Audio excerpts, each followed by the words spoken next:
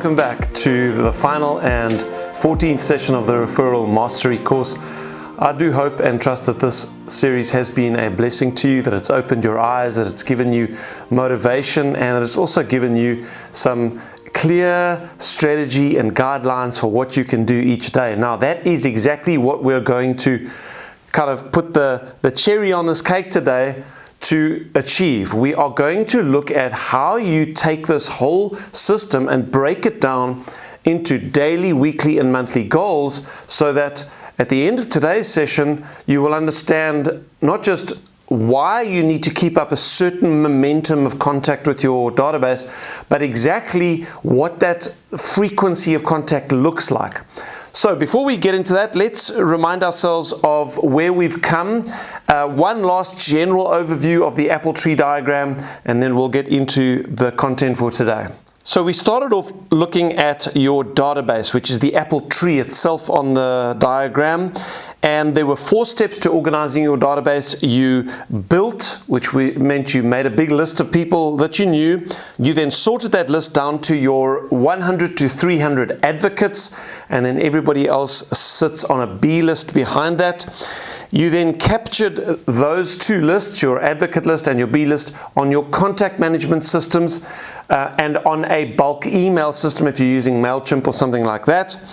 And then you phoned through your advocates, the 100 to 300 people, and you primed them using the database primer dialog. Once that was done, then we could start looking at the written communication and personal contact.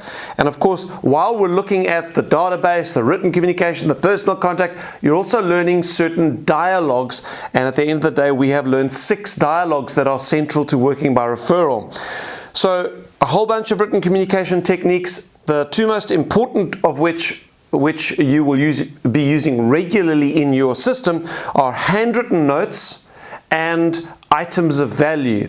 The item of value is just some item you send out to your database that they will find valuable, and you send that out on a monthly basis.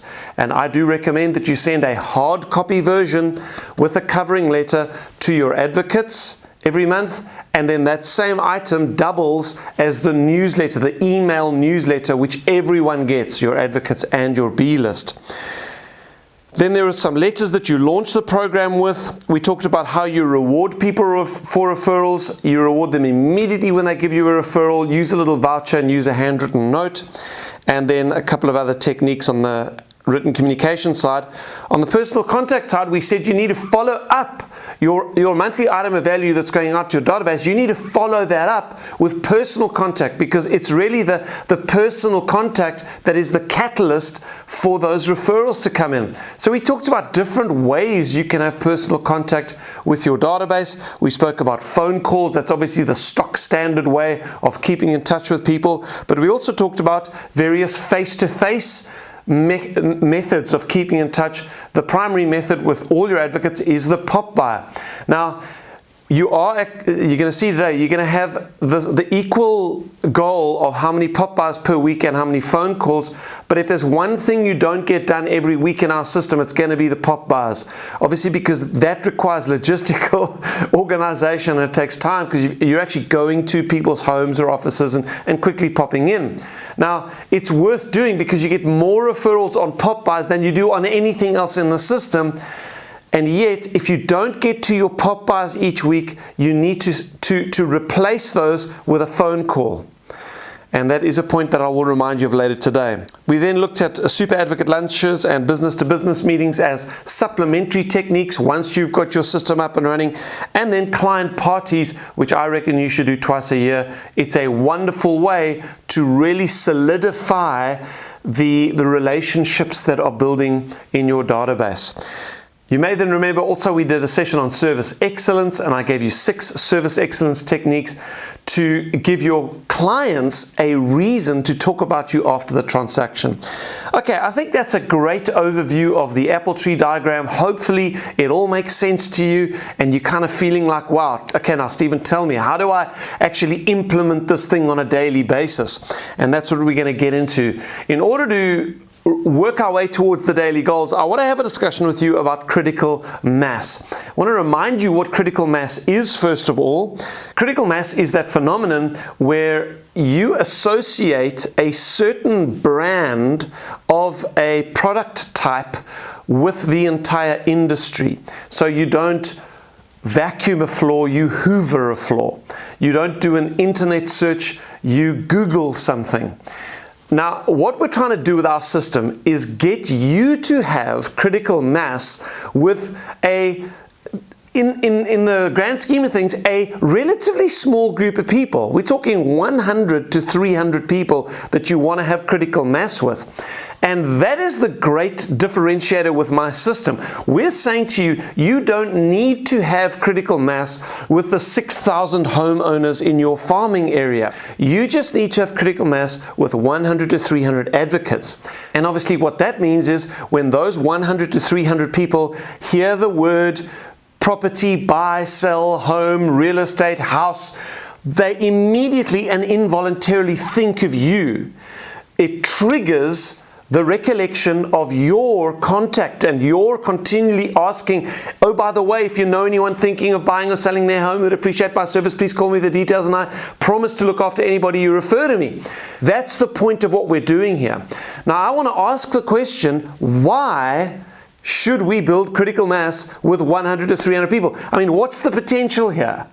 Can you really do so much business or enough business to make you happy if you get critical mass with such a small group of people? That's the question I want to ask. So let's remind you of some of the principles we began the course with. A certain percentage of sellers only ever contact one or two estate agents. A certain percentage only ever contact one or two. What percentage was that? Well, we said it was 86.5%. That's according to the National Association of Realtors. 86.5% of people only ever contact one agent, maybe two. Now, what's the point of that? Well, if you are going to become the agent who gets that listing, you've got to be, in 86.5% of the time, the number one agent on that person's list. Otherwise, you're never going to even know about it. You're going to drive down the street in your selling area and you're going to see a house is for sale and it's somebody else's listing. Another agent got the listing. You think, how did they find out about that? This is how it happens, because the homeowner, 86.5% of the time, is only ever going to contact one, maybe two agents. That's why you have to get critical mass. That's why you have to be the number one agent of choice in as many people's minds, or be referred to as many people by their friends, which is what we're going to get to next. So achieving critical mass means owning the market share in the client's minds. Now, a Gallup poll discovered that the average person knows a certain number of people, and that number, we said earlier, was 285. So building critical mass with 100 advocates gives you access to, so if we just work with 100 advocates, the minimum that I said you need to have, if each of your 100 advocates knows 285 people that they can influence, how many people does that give you access to through your 100? If they each know 285, it's 28,500 people. Okay, so let's keep thinking about the numbers here. If the average person moves every 5 years, I've heard 3 years, I've heard up to 7 years, I'm just going to go with 5, it makes the maths easier. If the average person moves every 5 years, now let's just think about repeat business, because remember there's two apples on the apple tree. There's two things we're going for, repeat business and referral business. Let's talk about the repeat business. You've got 100 advocates. Of your 100 advocates, they move every 5 years. How many people per year does that give you access to from just your advocates for repeat business? Well, it's 20. So that's 20 deals by repeat business per year. Now let's think about the referral business. If 28,500 people that you've got access to through your 100 advocates for first generation referrals, if they move every 5 years, how many people per year of that 28,500 people are moving? Well, it's 5,700 potential deals by referral per year. Now let's throw another statistic into this mix. The NAR also revealed through their studies that 42% of sellers will seek a referral. 42% will seek a referral. So let's now apply that to our numbers. If 5,700 people who are going to be doing a deal this year by first generation referral, if 42% of them seek a referral, that equates to 2,394 deals per year. So now you've got 2,394 deals that are going to happen this year that you can get referred to by your advocates, plus you've got another 20 deals on repeat business that you've got access to.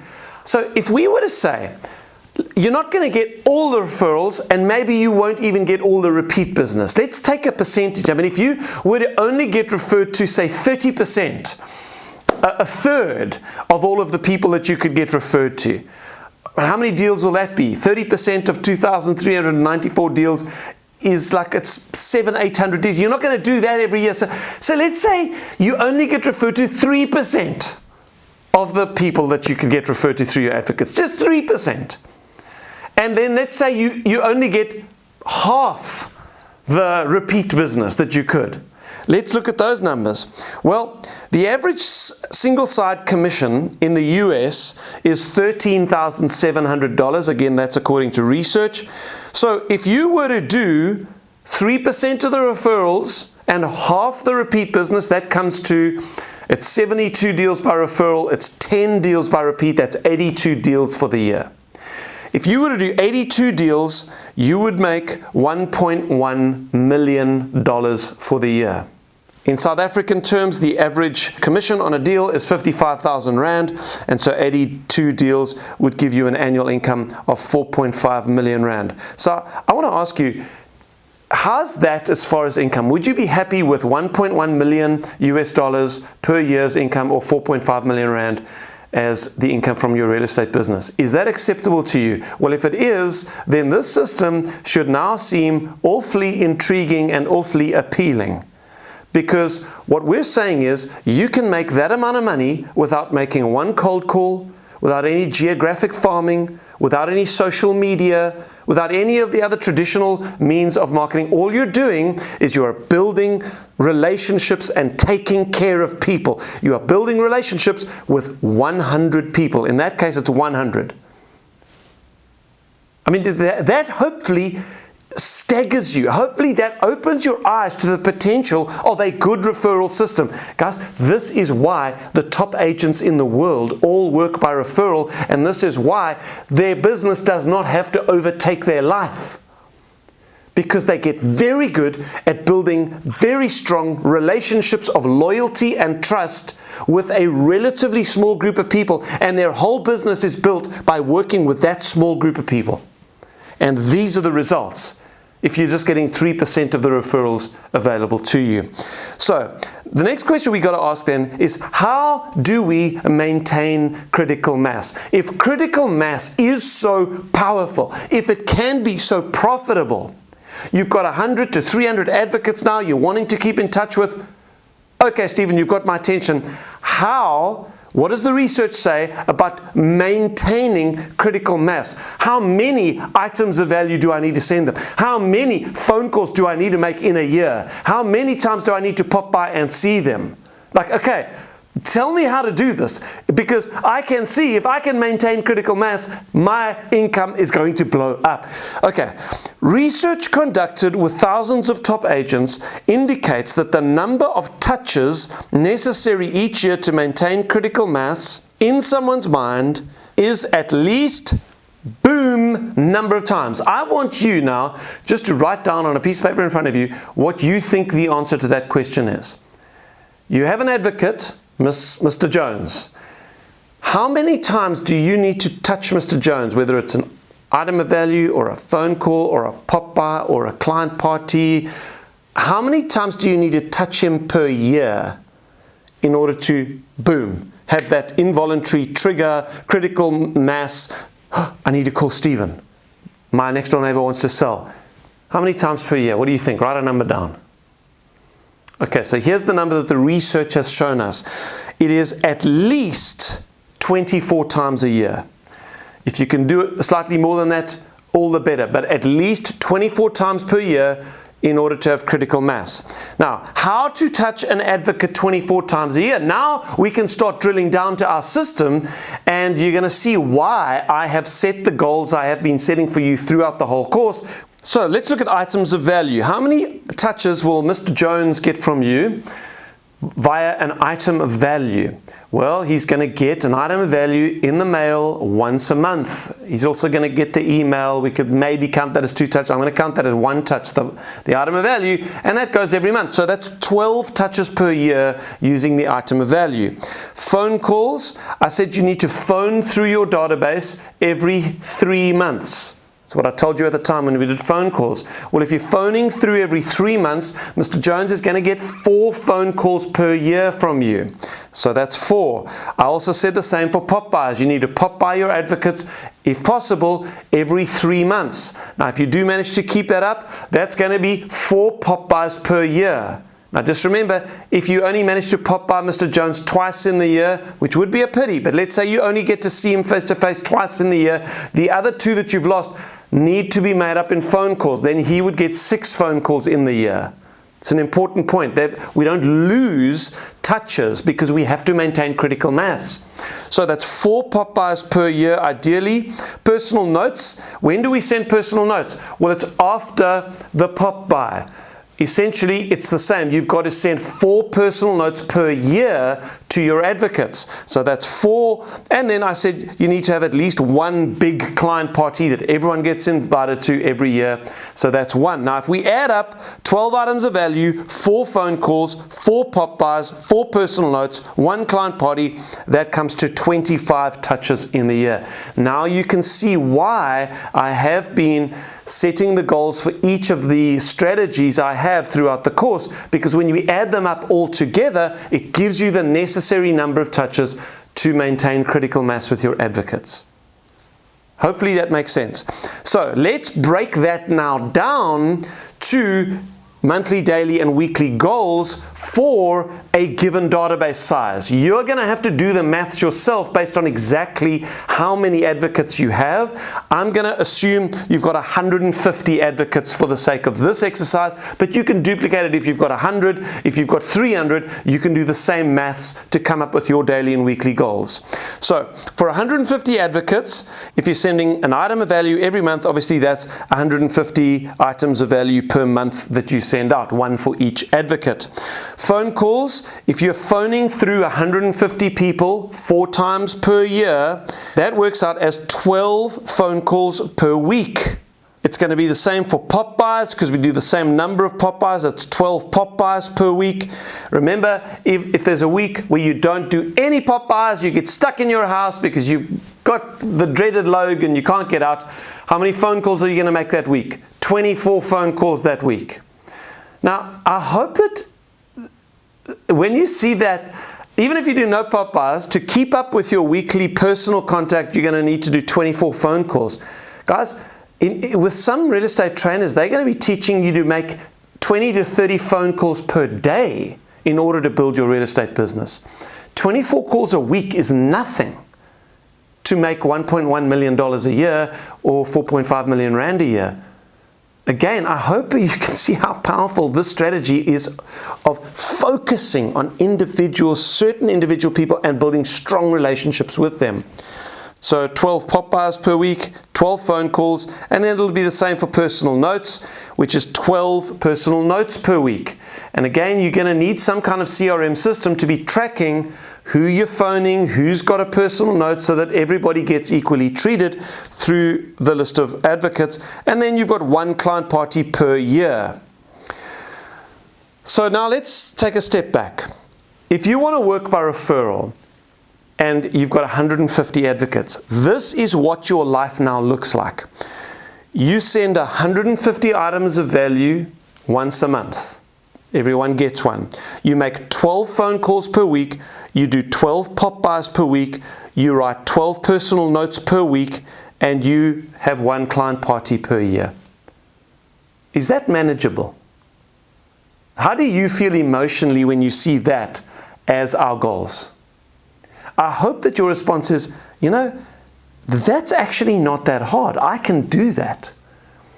Well, that now is a good segue into our next discussion, which is going to be around daily discipline, because what you've seen on that goals sheet is, yes, it's easier than you may have thought to make $1.1 million a year, but that little thing that you see on that screen is also 10 times harder than you think it is to do. And it's not doing it once or in 1 week or maybe over a 2-week period when you're really super excited in the beginning. The difficulty is maintaining that level of contact week in, week out, week in, week out, week in, week out, month in, month out, month in, month out, year in, year out. Doing that for a 1, 2, 3 year period of time, so that this system, because the income grows exponentially in our system, it takes time in the beginning for it to be in working, obviously because the relationships are growing. For you to maintain that for 1 or 2 years, that's where the secret of this thing lies. It's the discipline. So I want to talk about daily discipline and how we maintain that. I have to schedule time to complete my activity goals. I have to schedule time. If you think you're just going to fit this into whatever else you're doing, my friend, I hope I can give you a wake-up call from that. This has to become the central focus and engine of your business, or you're not going to implement it. You have to be obsessed over the system. And as a result of that, you are going to need to set time aside every week to complete the phone calls and to book the Pop-Bys and to send items of value once a month, etc. It's not going to just happen, oh, I need to remember to do that this week. You're going to need to schedule time to do it. The best way to achieve your monthly activity goals is to do a little bit every day. So that's why this section is called Daily Discipline. So let's read a quote by Charles Swindoll. He's an old preacher. If you're running a marathon, remember that every mile is run 1 step at a time. If you're writing a book, do it 1 page at a time. If you're trying to master a new language, try it 1 word at a time. There are 365 days in the average year. Divide any project by 365 and you'll find that no job is all that intimidating. All it takes is discipline. Daily discipline, not annual discipline. That's a good quote. You must set up a daily 1-hour TAP session. TAP stands for Trusted Advisor Program, just basically your referral system. You must set up a daily 1-hour TAP session in which you will complete 7 tasks. Let me stop there because I've made a point there you may have missed. This is called time blocking. Time blocking is where you actually make an appointment with yourself in your diary. You set it up, if you use an electronic diary, as a recurring appointment, so it's in there every day or 4 days a week or whatever you decide to do, and you will never book an appointment in that because you've already got an appointment there with yourself. You block time out of your diary to make sure that these important contacts occur with your database. Now, in your time blocked time, this daily TAP session, as I'm calling it, there are 7 things I want to recommend that you do, and have this as a little checklist. So you sit down, let's say you're going to do it from 8 to 10 in the morning. You sit down at 8 o'clock, you're not scratching your head, or what do I do? You've got your CRM system, you know who you've contacted, and you know who is meant to be contacted today, because that's what a good CRM system will remind you to do. And then you've got this list of 7 things that you're going to do. And you're going to work through the 7, tick, tick, tick, tick, tick. You're done. You've done it from 8 to 10. Now you get on with the rest of your day with appointments and negotiations and all of that. So number 1, you need to make your phone calls. Obviously, this is primary, getting your personal contact done. Make your phone calls for the day. If you do 4 TAP sessions a week, let's say Monday to Thursday, and you need to make 12 phone calls per week, let's say you got 150 advocates, 12 calls a week. What does that work out as? Well, you've got 4, 12, you need to make 3 phone calls per day. That's not too bad, is it? 3 calls a day, 4 days a week. So you're going to make those 3 phone calls in this daily TAP session. You're going to write your handwritten notes. So you'll write 3 handwritten notes every day if you're doing it 4 days a week. You will arrange upcoming Pop-Bys. So those are additional, either a phone call or a text message or something of that nature. Hey, I'm going to be in your area on Thursday next week. Thought I'd pop in and see how you're doing. I won't be able to stay long, but I've got a little gift for you and I'd love to just see how you're doing. You're going to do that also 3 times a day, setting up upcoming Pop-Bys, and then you just fit them into whatever else you're doing, your other appointments. Once a month, you're also going to do your item of value mailing in that time. This is one of those tasks that if you do have an assistant, I would highly recommend that you delegate this. Printing out the item of value, printing out the covering letter, figuring out how to mail merge the person's first name on the covering letter, folding them up, putting them on envelopes, putting stamps on the envelope. If you can delegate that to someone once a month, all the better. And also the item of value newsletter, going to the whole list, the B list included. If you can delegate the newsletter, also delegate that. Otherwise, you do it. Number 5, lead follow-up. That's the other thing I want you to put on this list of things to do in the morning. Because when you are getting referrals, you have to be responding to those leads quickly. So put lead follow-up on your list of to-dos in the morning. Update your CRM system. Do your tracking. You can't do this system without tracking. Because if you're having contact with 12 advocates every week via phone call, you can't be phoning the same 12 people every week. You've got to be working through your 150 advocates. So how do you remember who you phoned and who you haven't? How do you remember what they spoke about, so that when I phone them in 12 weeks' time, I don't forget that they were going on holiday, or that they were sick, or that their dog just died, or how do I remember these things? You've got to be tracking everything so that you know who the next person to contact is and what to speak about when you contact them. So update your CRM system with every phone call, every handwritten note, you track it. Then maintain constant communication with current clients. Remember I said in our service excellence session that once a week, this will be a once a week thing in your tap session, you're going to be phoning through all your current clients and just giving them an update or sending them a text message or whatever. Consider your daily activity session as you're having an unbreakable, all-important appointment with yourself. It's called time blocking. Actually book it into your calendar or diary each day as a recurring appointment. Now, if you still use a paper diary, you're still old school, you're going to have to write it in there. Tap session, tap session, tap session. That's why I would hope that you would move into the 21st century and use an electronic diary, because you can get your diary on your computer to synchronize automatically with the diary on your phone, and you can put an appointment in on your phone and it's then automatically in on your diary on your computer as well. Everything is centralized. Right, so to make this work for you, I've got a couple of suggestions. Number 1, you've got to get serious. Get serious. Again, it's that point. This is not something you bolt onto the end of your current business and think, okay, well, I think I should do this as well. It looks like a nice idea. You're never going to do this. This requires so much intentionality, so much persistence and consistency, and so much detailed tracking on a CRM system to make sure that everything is being tracked. You're never going to do this if you don't get deadly serious about this. This has to become the lead generation engine and system of your business. Are you at a point where you are so frustrated with your business, you are so frustrated with your results, that you are willing to commit to a new system? If you are, good, because you're going to need to get serious if you're going to implement this system. Number 2, get ruthless in defending your lead generation time. So that daily tap session that you have put into your diary, where you are going to do that time block session, that thing is the easiest thing in the world just to squash out. There's an appointment. No problem. I can come at 9 o'clock on Tuesday morning. Just rub out my tap session. You do that, the whole system is going to fall apart. Your daily tap session is more important than any listing presentation, because it's the daily tap session that is going to lead to hundreds and hundreds of listing presentations in the future. You have got to be absolutely ruthless in defending that time. Communicate this to the people around you and make sure that no one interrupts you. If you've got to close your door and put a sign on the front of it saying, lead generation occurring, do not disturb, then you do that.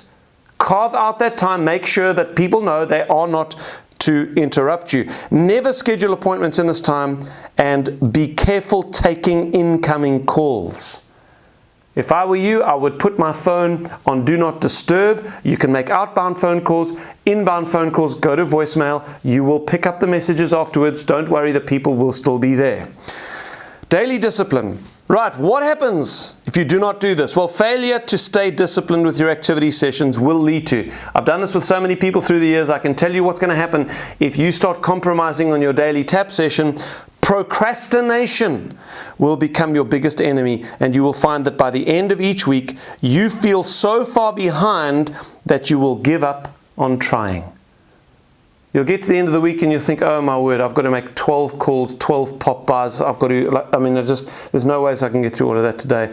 Oh, I'll just pick it up next week. It's like when you go on diet and you're meant to eat healthily the whole week, and then you get to Friday and it's been a terrible week. On Friday, you just order the piece of cake because it's like, right, I'll start it again next week. That's what's going to happen. Procrastination is going to kill you if you don't every single day keep up with it. You will not achieve your activity goals. You will not get the referrals you desire, nor will you achieve your financial goals. You will always feel out of control.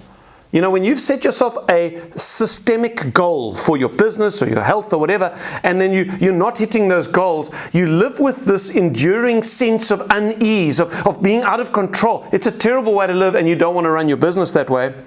Your system will just become a stressful burden to you. This referral system, rather than being a blessing, will actually just be a curse to you because you feel stressed out the whole time, and you will eventually give up and go back to your old way of working. All right, folks, one of the things you're going to have to do now is choose a good CRM system that enables you to track who you need to contact each day and then make notes on every conversation so that it helps you with a daily and weekly report of these are the people you need to call this week. These are the people you need to pop by. These are the people you need to write handwritten notes to, and then making notes of your conversations.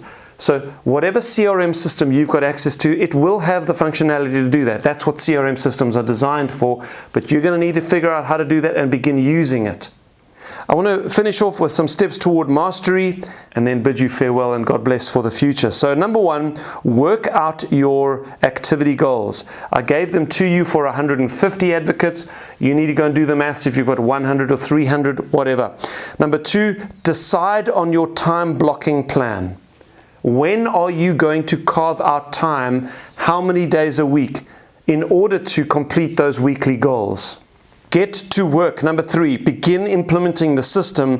And then number four, schedule a time in your diary now for 3 months' time to watch Referral Mastery again. Set aside a day and watch it. Maybe gather a few people together, watch it together.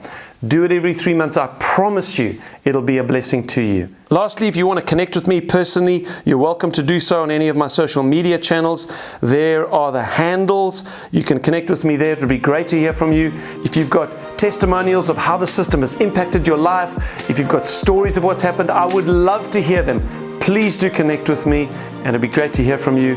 And I would like to say, God bless you, my friend, and I wish you all the best for the future, and I look forward to meeting you personally.